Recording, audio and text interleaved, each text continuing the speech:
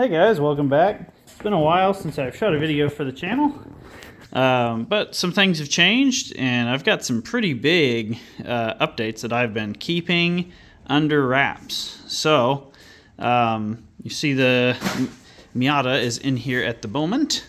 That is because, well, the WRX is has been gone. It's been at the my buddy Matt, who's a fabricator's shop, and he was building the exhaust. The car's home now, but it's not quite running yet. I did drive it home, but the tune really needs some help, so waiting on getting that done. But in the meantime, I've had this in here, but this is the last time that this car is going to look like this. Pretty big changes are about to happen to this, and yeah, we're about to get to it. We've got some new wheels and tires. So these are Kansei K&Ps, 17 by 9.5, and I don't remember the offset off the top of my head, but they are running 275 40 17 tires, so as opposed to the 17 by 8 with 235 40 17 tires. So a whole lot more tire going on that car. Will finally be solving its lack of grip issue. So I'm pretty excited about putting these on, and yeah, it's going to require extensive fender modifications, but we're going to make it happen. So I've got an extra set of sedan fenders here, and I've got a single extra coupe fender waiting over here. So as soon as I can get those fenders made, that's going to be pretty awesome. So, but I do have to not only make the front fenders, this is going to require pretty extensive rear fender work. I'm going to be finally cutting the rust out. I've kind of been ignoring it for a while, and this was kind of always the plan. To do some sort of wide body. I wasn't really sure how I was going to go about it just yet, but I think we're going to end up going with the bolt-on fender flare look. I never really was a huge fan of that look, but after seeing these on the car with the tires on, it looks really good. So I'm pretty excited about it. We're going to do this in kind of a little bit of an extra way. I mean, you guys know how I build my cars. Like, nothing's going to be half done, or, you know, we're not going to cut any corners on it. We're going to make it look really good. The flares are going to be body color. This is also the reason I've been holding off on painting the front and the rear bumpers again, because I wasn't sure if we're going to have to do any cutting on them. It does not look like the bumper will need to be cut, which I'm very thankful for. I really did not want to do any cutting on the front bumper. The rear probably will have a little bit, and I'll have to drill the holes in them for the flares, but it won't be too bad, and it will be reversible if we ever have to, because, you know, you can fill plastic holes with plastic welding. So, but anyway, so my task for today is going to be getting the side skirts removed and removing the front fenders. I'm going to be not modifying these fenders because of how much work we put into those. Specifically, my dad put into those. So we're going to hang those on the wall, probably somewhere over here. And then, yeah, we're going to be making a new set of front fenders specifically for the wide body, because we're going to have to cut a decent amount of this out so that we have full suspension travel. So anyway, yeah, I'm going to get to it. We'll see you guys once the side skirts and fenders are removed. Okay, so one side is done. I've got both of the side skirts removed and most of the tape removed from the car. So again, keep in mind, it's going to look different with no side skirt on it versus with the side skirt, because the side skirt brings it down. But you can see what it looks like with the new wheels.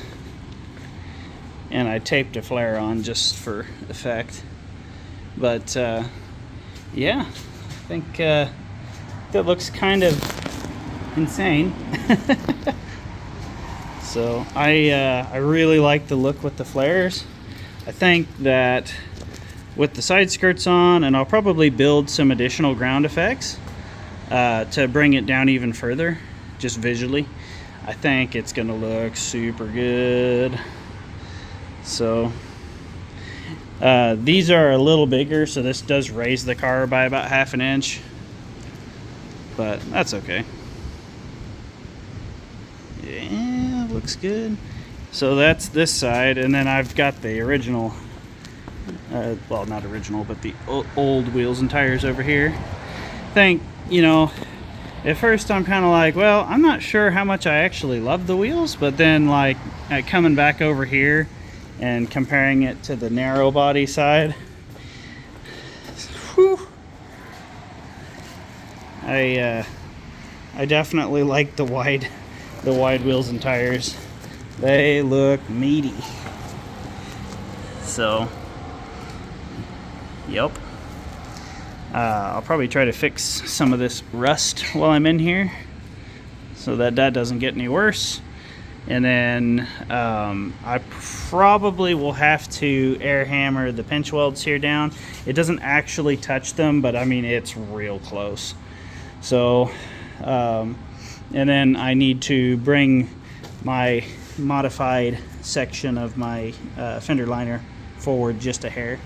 It touches just barely, but I'd like it to not touch. So yeah, we'll do some modifications to those, and then yeah, I'll probably have to redo this upper fender liner because this is a factory one, but it's just it's gonna hit, obviously. I mean, that's not enough suspension travel. So I'll probably do something custom with like mud flat material, like what Bucky Lassick did with his little 2-door Impreza that he built.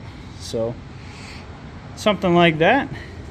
And yeah, we're going for an OEM Plus, so it's got to still have fender liners, but it can be, you know, not stock. So we'll make it work.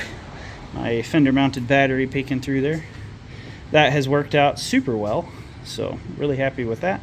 But anyway, yeah, so that's this side done. Now I got to do the other side, and then I can put those up there and have a clean area. Well, that's all done. That's pretty much where we're gonna call it a day. It is now pretty late at night. Took a break, obviously. It wasn't out here the entire day. This I've not touched this in probably 3-4 hours now. But fenders are off. The wheels are all installed. The RPF ones are up in the wheel storage rack. And yeah, we are coming right along.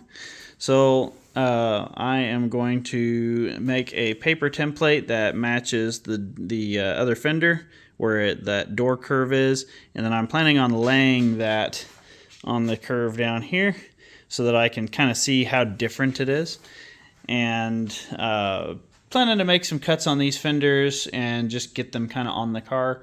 I don't know exactly how I'm going to do all of this yet. I'm just kind of going to wing it a little bit, but I'm thinking, in addition to this flare here, I'm probably going to do one of those Time Attack style like panels that comes out and then goes back, and then I'll have that meet the bottom of the arrow piece that I'm going to build to add on to the bottom of the side skirt.